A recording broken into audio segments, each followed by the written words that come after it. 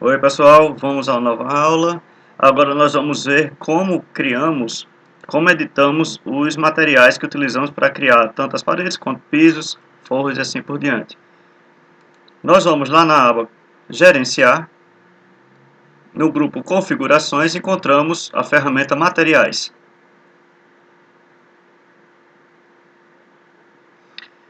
Clicando nela, nós abrimos aquela caixa de diálogo que encontramos na ferramenta Parede, onde escolhemos o material que iríamos trabalhar, né? Vamos entender agora essa caixa com mais detalhes, né? Esse primeiro grupo aqui, onde tem a lupa, é a forma que a gente tem de pesquisar o material que a gente vai utilizar, tá?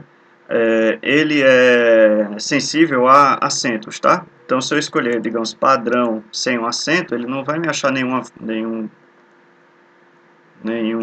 material. Mas se eu colocar padrão, ele já vai achar materiais que tem o nome padrão, a palavra padrão, no seu nome, ok? Esse grupo aqui, onde tem essa lista, são os materiais carregados no projeto que eu posso utilizar para criar um novo tipo de parede, piso e assim por diante. Caso eu não tenha o material aqui, eu teria que carregar um novo material. Existem bibliotecas pré-carregadas, que são essas aqui. Materiais Autodesk e materiais AEC. AEC é uma sigla conhecida de arquitetura e construção. É Architecture, Engineering and Construction. Parecem ser iguais as duas, mas na AEC pode ter um material que não tenha na da Autodesk e vice-versa.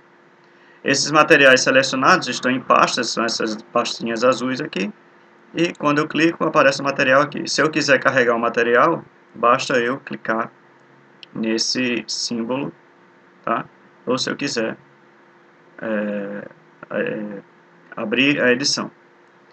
Para que apareça essa pasta, eu preciso clicar neste botão aqui. Esse aqui tá, se eu clicar vai ocultar, se eu clicar novamente vai reexibir a pasta, ok? Aqui tem outro botão, vamos ver, abre e fecha o navegador de recursos. Esse aqui é o navegador de recursos, a gente vai ver daqui a pouquinho. Todo material no Revit possui no mínimo 3 abas. Tá? A primeira aba é a aba de identidade, onde temos o nome do material, a descrição, sua classe. Veja que classe é mais ou menos a categoria que ele pertence. Vamos criar um padrão aqui. Vou pegar o material padrão, vou duplicá-lo. Veja que aqui embaixo tem a opção de Create and Duplicate Materials. Clico nesse ícone, tenho criar novo material. Se eu clicar em novo material, vai aparecer padrão, novo material. O nome dele está aqui. Vamos criar, digamos, reboco. Reboco simples.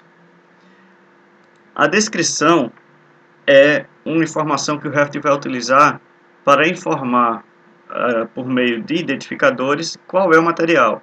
Nós veremos isso no vídeo onde trabalharemos a parte de identificação de componentes do Revit. Nesse caso aqui eu vou colocar só o nome reboco, tá? A classe dele eu vou colocar na classe alvenaria, que vai fazer parte de construções. Se eu quiser colocar algum comentário, uma palavra-chave para que ele seja selecionado mais rapidamente. Eu não vou colocar nenhum por enquanto. Informações sobre o produto. Qual é o fabricante? Ele tem um fabricante? Não é fabricado na obra? Qualquer informação aqui você pode colocar. Se, por exemplo, se fosse uma cerâmica de uma loja conhecida, a gente colocaria o nome dessa loja, colocaria o nome do modelo que essa loja vende, qual é o custo, e aqui colocaríamos o endereço da internet desse material. Essas informações são muito importantes para aquelas pessoas que trabalham com compras. Se ele tiver essas informações já numa tabela organizada, ele vai ganhar muito tempo, já sabendo qual material, o custo, qual o modelo, e vai poder fazer uma pesquisa melhor de mercado. Informações de anotação do Raft quer dizer que é a nota-chave. A nota-chave é um identificador que determina qual é o código desse objeto para a construtora. A construtora tem suas planilhas, tem seus memoriais, e nesses memoriais cada material, cada serviço está anotado com um determinado código. E esse código a gente pode colocar aqui. Lembrando que isso aqui é material, pessoal. Material, não é, digamos, a parede. Digamos, a parede da alvenaria de 15 centímetros é uma parede, tem suas características, mas aqui a gente está determinando o material. Gráficos. Nos gráficos determinamos como essa parede vai aparecer nos nossos desenhos. Sombreamento quer dizer respeito a quando nós colocamos cor, utilizamos o cores consistentes ou sombreado, lá no estilo visual. A cor é a cor que ela vai aparecer. Digamos, isso aqui eu estou fazendo reboco simples. Quando ela for aparecer, eu quero que ela apareça com um marrom, claro. Aqui, essa é a cor que ela vai aparecer. Se eu quiser que ela seja transparente ou não, eu determino o nível de transparência dela aqui. 0 quer dizer que ela é totalmente opaco. 100, totalmente translúcido. Reboco é opaco, né? Padrão de superfície. Quando esse elemento for visto em elevação, qual é a achura? Para o Raft, em português, a achura é chamada de padrão, tá? Esse padrão é feito, configurado por um padrão, lógico, uma forma, um desenho, e por uma cor da linha que forma esse elemento. Digamos aqui, eu vou clicar no nome nenhum, vai aparecer essa caixa de diálogo. Aqui nós temos dois tipos de padrões. Um padrão que se chama desenho, que é esse daqui que está aparecendo, que ele está marcado, onde nós temos uma regra geral, seriam nomes de materiais. Esses padrões não têm tamanho fixo, eles têm desenho fixo. Então, se eu mudar a escala, a escala altera a distância entre esses elementos de desenho. Então, eles reagem à escala. Numa escala pequena, digamos 1 para 10, esses desenhos, essas linhas ficariam mais próximas. Já em 1 para 50, elas ficariam mais distantes. Então, os padrões de preenchimento do tipo desenho reagem à escala do desenho. Já aqueles padrões de preenchimento do tipo modelo, vejam que eles têm números, têm medidas nos seus nomes, não reagem à escala. Isto é, pode ser 1 para 10, 1 para 5, 1 para 1000, mas essas linhas vão ficar sempre 100 milímetros espaçadas entre elas. Como dizem, para um bom entendedor meia palavra basta. Essas achuras aqui, esses padrões, seriam utilizados apenas para representação de material. Já esses aqui poderiam ser utilizados para dimensionamento de malha de piso, forro, revestimento de parede, para fazer paginação. Ok? Se eu quero um novo, não tem aquele que eu quero, eu posso criar um novo clicando neste botão, novo. Aqui eu vejo a escala, o desenho dela. Eu estou fazendo um novo desenho, um novo padrão de desenho, no caso aquele que vai reagir à escala. Posso colocar orientar para a vista, manter legível e alinhar com o elemento. Isso aqui é o seguinte, se eu tenho essa achura a 45 graus, né? Aqui a 45 graus, e vou colocar, digamos, na parede, se eu tiver paredes que estejam realmente a 45 graus, eles vão ficar paralelos. Se essa parede tiver uma parede na horizontal, outra a 45 graus e outra vertical, e colocar aqui, orientar para a vista, essa achura vai ficar a 45 graus em relação à vista. Se eu colocar alinhar com o elemento, ela vai ficar a 45 graus em relação ao elemento. Eu vou criar essa daqui para a gente dar uma olhada. É simples ou é personalizado? Se for simples, são linhas. Se for personalizado, eu posso importar um arquivo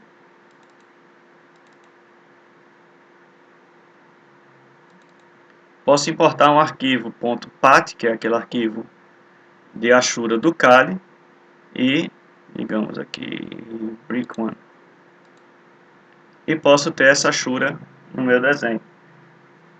Tá aqui a informação, o nome, eu poderia trocar o nome aqui, colocar a escala de importação.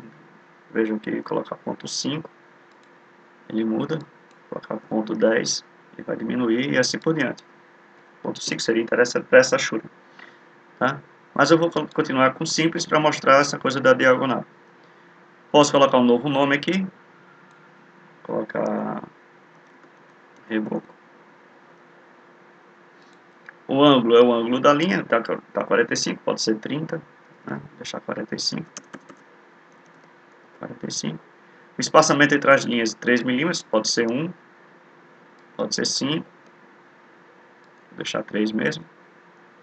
E aqui veja que tem espaçamento da linha 2. Para o Revit a gente pode criar achuras cruzadas, não sempre com o mesmo tamanho. A gente pode fazer achuras assim, ó, 3 e 6, elas podem ficar retangulares. Tá? Nesse caso eu vou deixar a linha paralela mesmo, clicar em OK. Veja que agora existe um material chamado reboco, um padrão chamado reboco. Já no modelo, eu vou criar um novo modelo, vejam que é exatamente igual, né, simples. Eu vou criar aqui a retangular 600 por 600 milímetros a 0 grau, 0,6, achura cruzada 0,6. Que eu não vejo porque o desenho é muito, 60 centímetros ficaria muito grande. É 600. Outra coisa que é interessante é manter sempre a nomenclatura. Veja que ele coloca, em alguns ele coloca o tamanho, outros ele coloca o nome e o tamanho. Coloquei retangular 600 por 600 milímetros. Tá? Vou utilizar para esse aqui apenas o reboco, aquele que eu criei. Clique OK. A cor da linha vai ser essa. Eu posso colocar uma cor mais clara, colocar um marronzinho. Tá? Marronzinho não vai aparecer porque ela já é marrom ali. Vou clicar aqui, vou deixar ela preta mesmo. Alinhamento de textura só é utilizado quando nós queremos fazer uma paginação de piso. A cerâmica tem a imagem da cerâmica que eu utilizar para renderização, tem 600 por 600, então eu utilizo aqui 600 por 600 e faço um alinhamento de textura. Aqui não vai aparecer nada. O padrão de corte é quando o elemento é cortado. Como é que ele vai aparecer? Vou utilizar o mesmo reboco. Aqui cinza também. Na terceira aba do material nós temos a aparência. A aparência é como ele vai ser renderizado, tá? Aqui eu tenho um monte de informações, mas se eu mudar aqui, ó, o recurso, digamos, eu quero fazer com que esse elemento seja um agregado, não Adobe bege aqui, ó, não Adobe, não, vamos ver aqui uma coisa, pronto, uma areia, né, que seja semelhante a uma areia. Eu posso trocar essas características, né? Vou colocar aqui uma coisa para mudar mesmo de verdade, para vocês verem a diferença. Tá? Ele vai mudando algumas opções aqui. Cadê? Veja que vai mudando características que tem ou não. Se eu mudar lá na identidade, vamos ver se muda aqui, ó. Terra. Não vai mudar. Vou colocar aqui mesmo alvenaria, vou deixar lá para aparência, tá? Realce não metálico, não. Tem todas essas características aqui que eu mudo para que fique de acordo com o que eu quero. E lembram que nos gráficos apareceu um botão aqui, quando eu não falei nada, que seria utilizar a aparência de renderização. Se eu clicar nele, ele vai trocar a cor do material aqui, para que fique o mais próximo possível da cor da imagem escolhida para a renderização. Tá? Tá aqui. Para trocar essa imagem, eu clicaria no nome, escolheria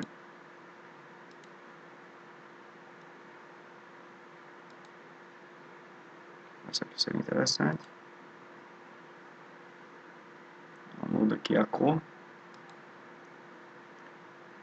venho em gráficos e veja que já mudou. Desmarco e ela fica com essa cor como padrão. Então tem um reboco simples, aqui eu mudei a achura da superfície, a achura de corte, ok, vou aplicar ok, e vou aplicar naquela minha parede. Vou mudar aqui a massa padrão para reboco.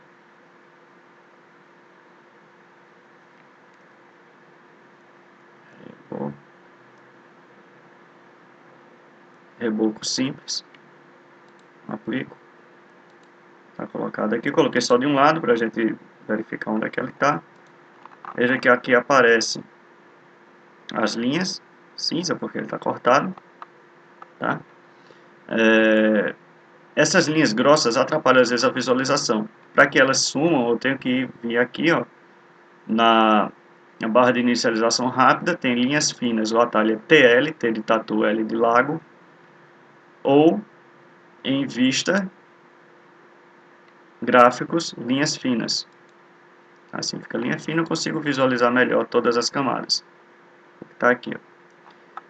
E lembrando aquela história da linha do alinhamento, vamos fazer aqui a parede.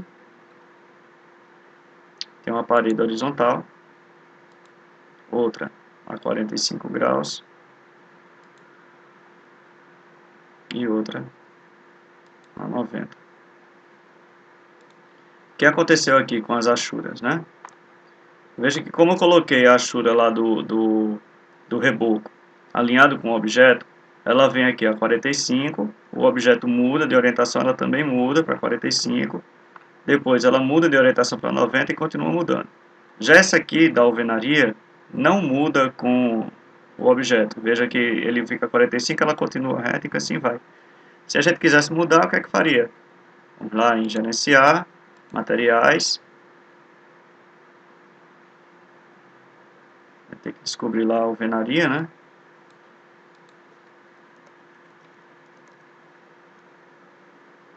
Tijolo comum aqui, ó, tá no padrão alvenaria. Vou editar. Tem aqui orientar para vista, vou colocar alinhar com o elemento. Clique em OK. OK novamente. Clique em OK. E agora a achura vai acompanhar o objeto. Entendido, pessoal? Até a próxima.